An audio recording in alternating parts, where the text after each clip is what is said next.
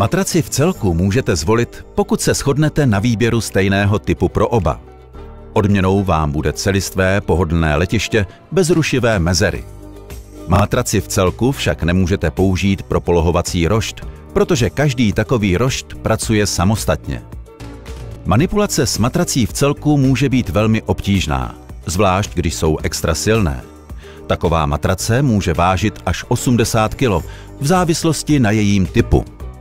Může se vám dokonce stát, že neprojdete úzkým schodištěm například do podkroví. Myslete na to, že celistvá matrace vyžaduje celistvá prostěradla a její povlékání může být náročnější. Pokud zvolíte 2 matrace, máte mnohem více možností. Můžete je osadit na polohovací rošty a dokonce si můžete vybrat odlišné typy, například odlišné tuhosti. Limitující je pouze výška, která by měla být pro obě matrace stejná. Na takové kombinace jsme v eLiving zvyklí a rádi vám je nabídneme. Taktéž manipulace s 2 menšími matracemi je jednodušší. Dokonce se většina z nich vejde do osobního auta typu delší sedan nebo kombi.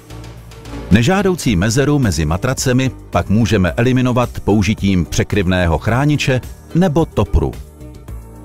Skvělým kompromisem jsou matrace s takzvaným duálním komfortem od značky Magniflex. Dostanete spojenou matraci, ale uvnitř ní si může každý z partnerů navolit pohodlí, jaké mu je příjemné. Můžete si je otočit na pevnější nebo měkčí stranu. To vše je překryto pohodlným celistvým potahem s vrstvou paměťové pěny všitou do potahu. Takto necítíte mezeru mezi matracemi a přitom si každý může zvolit své individuální pohodlí.